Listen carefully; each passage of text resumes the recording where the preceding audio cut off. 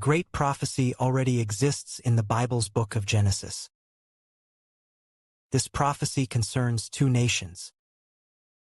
There are two nations. One nation is Satan's nation. That is, the nation of the serpent. The other country is women's land. Women represent God's nation, the nation of Christ. That is, the nation of Israel. The Father said, "I will set Satan and women as enemies against each other." This woman is the spiritual Israel.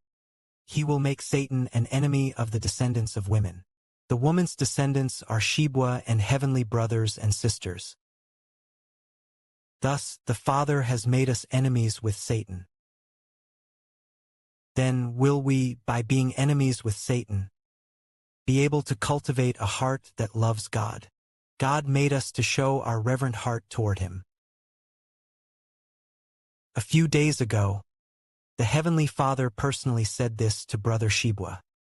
Between the two nations, yes, between the two nations, there will be war. A war ignited by the conflict between these two nations. And so, in the end, the nation that loves God with all its life prevailed. So, between these two nations, Satan's nation and the nation of Israel, which nation truly loves God? It was Satan's nation that first ruled the earth, namely the great Babylon in heaven. Satan's rule began from the time of Adam, in the Garden of Eden, and ended when the Lord Christ came. Satan's rule may have lasted over 6,000 years, perhaps even less than 7,000 years. How long will spiritual Israel rule? It will reign until eternity. From the beginning of the Great Tribulation, until the time when Satan is bound, the spiritual nation of Israel begins its rule, ruling the earth and all cosmic realms, forever. We understand that God bestows His kingdom on the one He loves. He grants the kingdom to whomever He loves. So, does God love Satan, or does He love Israel? It is certainly Israel that He loves. How do we prove that God is willing to give the kingdom to Israel? There is one thing: if Israel and the nation of Israel, if the children of Israel love God with their entire lives, then ultimately God will grant us the kingdom. As the Father said, the nation that loves God with its whole life will ultimately triumph. How can we show we only love God? Well, next we will compose countless songs to praise the Father, giving glory to the Father. That is, only those who love God, day and night. In the mornings and evenings, people in Jinshan even at night, serving God at the altar. Then, when the time is right in the future, once our hall is built, and once we have enough brethren to cover the shifts, when there are more and more songs, we will schedule 20 shifts. Each shift will have a designated group of brothers, who will offer the songs they have practiced to God. Each shift will have a fixed number of people, each with their own set count.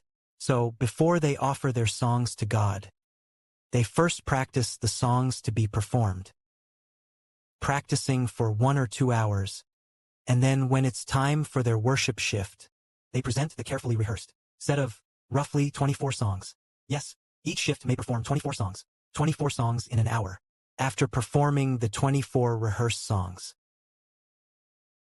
they offer a prayer of gratitude, and when the time is up, they hand over to the next shift.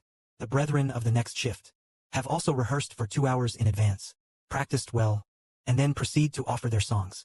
The 24 songs to be dedicated to God, practice well. Then, just as they had practiced for 2 hours, they go up to the altar to dedicate the songs to God. Now, the songs we dedicate to God, most of them are old songs we have all been singing for months. In the future, the songs dedicated to God, many of them might be created on the same day, or created just a few days ago. Old and new songs mixed together, dedicated to God. How can there be so many songs? There will be brothers and sisters, because the Lord said to create and sing 144,000 songs. When reaching those 144,000 songs, how can we finish singing them all? God the Father gave brother a wisdom. As long as there are lyrics, brothers and sisters will be able to sing them. That wisdom has already been given by the Father. If we do our best to carry it out, and keep thinking of the Father's work day and night, then it shows we truly love the Father. And finally, victory is granted to our kingdom, the spiritual nation of Israel. Ultimately, whose kingdom will God and Christ's kingdom become? It will become the kingdom of Israel, because of the Father. The kingdom will be given to spiritual Israel and its members. Let's govern all creation made by God and the Lord. So that means, indeed, we must build ourselves through hardship. To love God's heart, to love God wholeheartedly with our entire life. So how do we prove we have loved?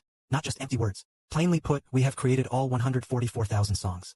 And every shift has corresponding brothers and sisters who do their best to offer the most beautiful songs. For example, in the future, in Brother Joshua's shift, what about Brother Josiah's shift? They will lead 24 brothers and sisters to praise. For example, their shift is from midnight 12 to 1 a.m. At this hour, before they dedicate the songs, those 24 brothers or sisters have already practiced well. Practiced 2 hours in the main or national mother hall. After practicing well, they say, this song is practiced well, that song is practiced well, this one is practiced well. In total, they tick off 24 songs. Okay, when they come to the praise hall to praise and dedicate to God. At the hall where the golden altar is, when dedicating at the altar to God, they offer the most beautiful singing to the Father. For 1 hour of worship, they practice 2 hours in advance. 2 hours of training to practice. Isn't this wholeheartedly loving God with all their life? Hey, if that's really the case, then indeed, we truly win. Glory to the Father and the Lord. Amen.